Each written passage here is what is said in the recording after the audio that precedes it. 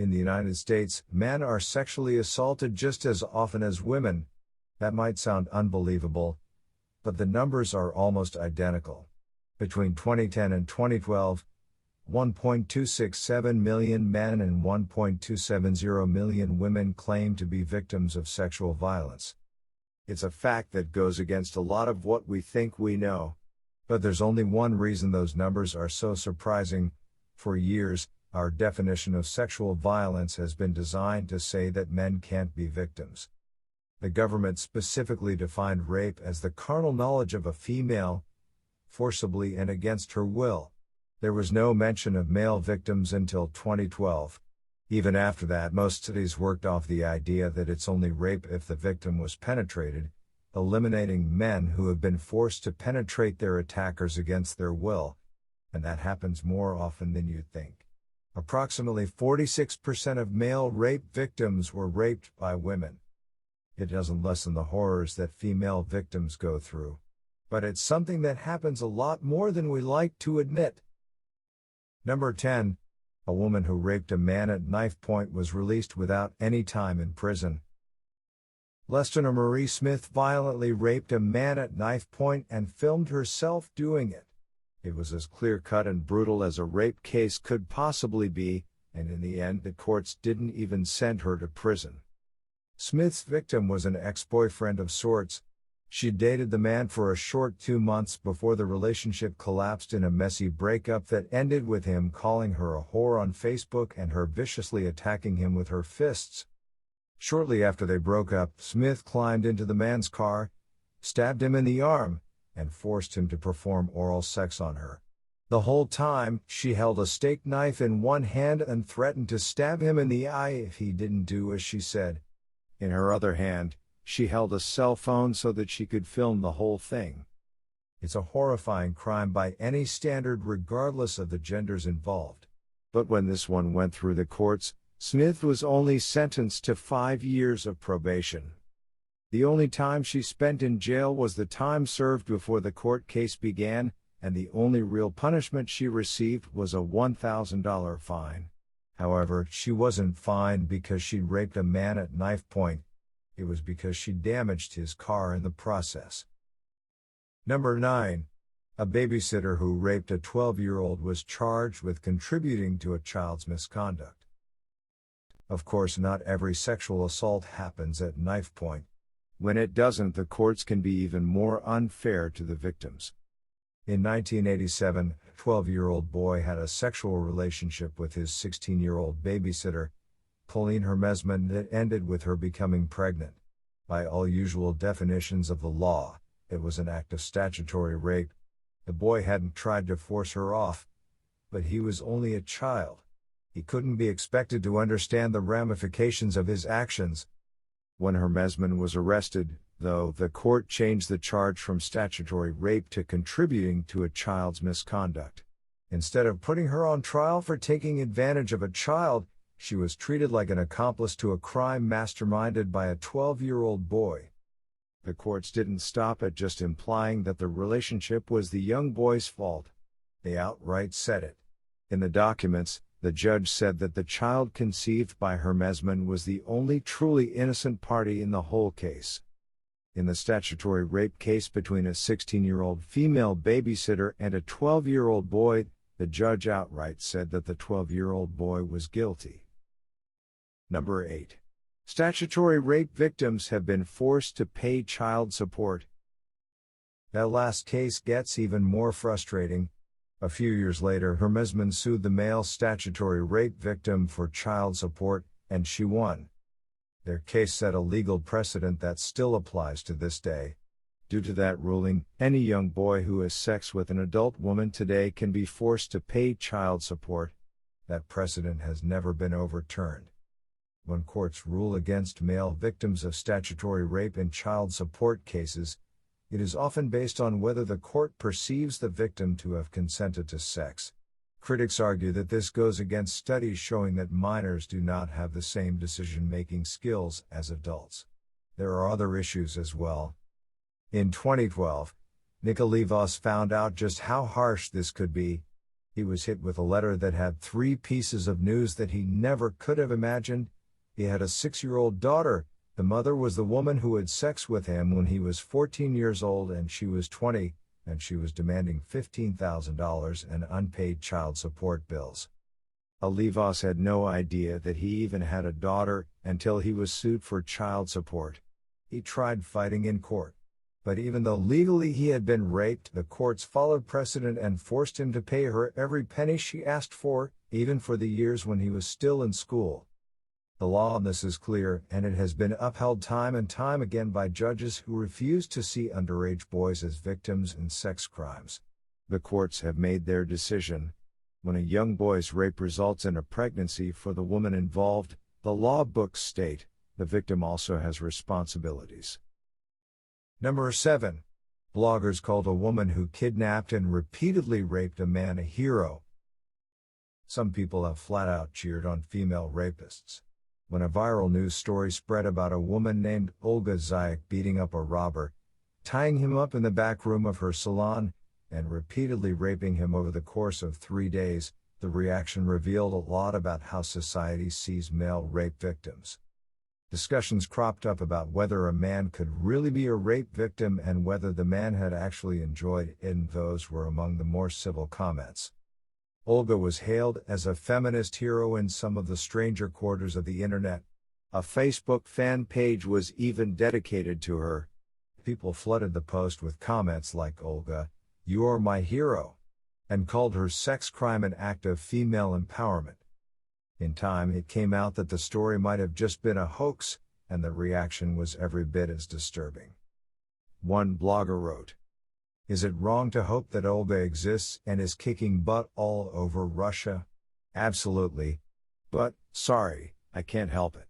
Guess it goes to show that no matter how hard you wish for the woman keep sex slave story to be true, at the end of the day, it might turn out to be fake." Number 6. Multiple news outlets have shared galleries of hot pedophile teachers. The Hollywood Gossip has a gallery of 31 teachers whom they have called too hot for students. The gallery consists of the sexiest photographs the editors could find of adult women who have committed statutory rape. It's a dark glimpse into how we perceive adult women who take advantage of young boys sexually, but it's hardly one of a kind. When 26-year-old Stephanie Peterson was arrested for having a sexual relationship with an 8th-grade boy, the headline at Fox News did not talk about her as a predator. Instead, it said that she sent nudes and had sex romps with a teen boy. Almost as soon as the story broke, a photograph of her fishing in a bikini spread over every corner of the internet. Likewise, when Erin Elizabeth McAuliffe was charged with having sex with multiple students, Maxim excitedly released an article that promised more racy photos of the woman they described as a viral sex scandal. Inside, the writer quipped, "Where the hell was this teacher when we were in high school?" It's all treated as a fun joke. What gets ignored is that the boys in the story aren't eager men. They're little boys who have barely even started puberty. When Stephanie Peterson's middle school victim reported that he was being sexually abused, he burst into tears and told his parents, "Anyone could molest you." Number 5. Multiple celebrities have bragged about being statutory rape victims. There's no telling how often male rape actually happens. Men are statistically far less likely to report sexual assaults, especially when they think that their complaints might make them seem less macho. As a result, a lot of disturbing stories come out as people bragging. Lil Wayne revealed in an interview that he was raped at 11 years old by a 13-year-old girl who bluntly told him to F.K.her. At the time, Wayne was so young that he didn't know what the word meant. When the girl tried to take off his pants, he struggled but failed to push her off. None of that, though, was told as a story of trauma. It was told as a boast. In response, the interviewer just asked him, "Are you good in bed? And then, ever had a threesome?"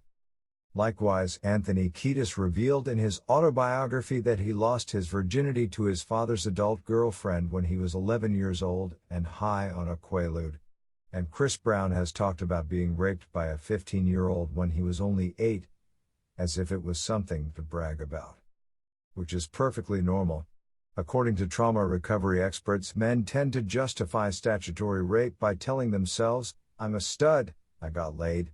When a statutory rape makes them feel powerless and emasculated, they rewrite how it happened in their heads to feel as if they'd been in control, even when they obviously weren't.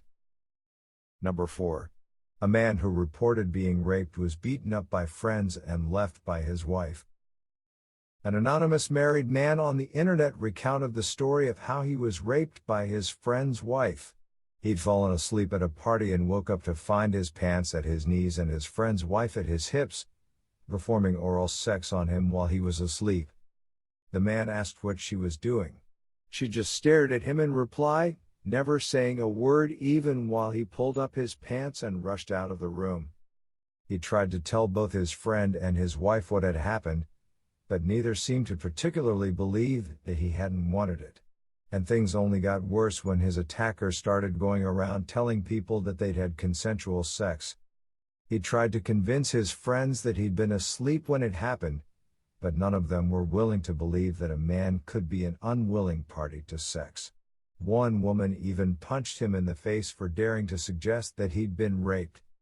He lost everything. "I don't hang out with those people anymore," the man said. "I'm not married to that wife anymore. I never see my friend, whose wife was responsible, anymore. I lost kind of a lot over that because girls can't rape boys." Number 3. A judge praised a teacher who raped a 15-year-old boy. When teacher Erica DiPaolo was arrested for raping a 15-year-old boy, the people in her hometown were so outraged that they sent the judge more than 30 letters in support of the person that they felt was the victim.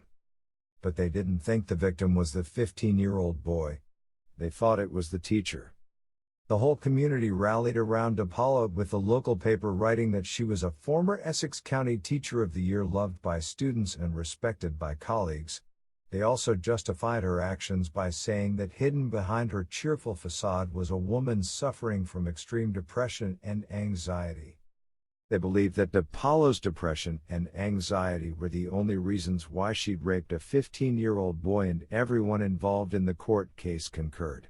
The prosecution and the defense quickly agreed to give her a plea bargain without any jail time, and DiPaolo was set free. It wasn't an entirely unusual ruling. On average, male teachers who sexually abuse students serve 50% more time in jail than female teachers do and are sent to prison significantly more often. In his final statements, the judge declared that the case had touched him. He told the court that he had never seen such an outpouring of love and affection. Yes, you read that right. The outpouring of love and affection that touched the judge wasn't for the 15-year-old victim. It was for the grown woman who had raped the boy. Number 2. An 8th grader's parents publicly supported the teacher who was molesting him. Sometimes, even the parents don't try to protect the children in these cases. That's what happened when 8th grade teacher Alexandria Vieira was caught having sex with a 13-year-old boy. His parents came out in support of the teacher. Legally, it was statutory rape. Vieira was almost twice the boy's age, and she was his teacher. By every interpretation of the law, she was a sexual predator, and he was a victim of molestation. His parents, though, were happy to treat their child's molestation a romantic relationship. They admitted to the police that they were fully aware that she was sleeping with their child and said that they were supportive of the pair. Reportedly, they had even invited Vieira over to have dinner with the family. But there's a reason that 13-year-olds aren't considered capable of understanding the impact of things like this. Vieira got pregnant with the young boy's baby. He could have been liable to pay child support for the rest of his life. However, when child services came knocking on her door, Vieira had already aborted the child as a dark way of ditching the evidence. Number 1. A woman who raped her boyfriend while wielding a machete wasn't charged with rape. Things haven't changed much. Just recently, Samantha Ray Mears was arrested for attacking her ex-boyfriend with a machete and forcing him to have sex with her. When the police came, they didn't bother charging her with rape. Mears had been hiding behind her ex-boyfriend's door when she jumped out behind him and put a machete to his neck. She forced him to lie down on the bed and strip off his clothes. Then she raped him. The machete was in her hand the whole time to make sure that he understood what would happen if he tried to resist. The victim managed to call 911 by pretending that he was calling a friend. As soon as the police arrived, he grabbed his sister and fled from the house, afraid for both of their lives. The case was pretty clear-cut. The victim had bite marks on his skin, and he managed to snap a few pictures of Mears threatening him with the knife. And the police certainly didn't let Mears go. They charged her with aggravated burglary, assault with a weapon, and unlawful restraint. But they didn't charge her with rape. They were willing to prosecute her for tying a man down, forcing him to strip off his clothes, and attacking him with a machete. But they still weren't willing to believe that the man didn't consent to having sex.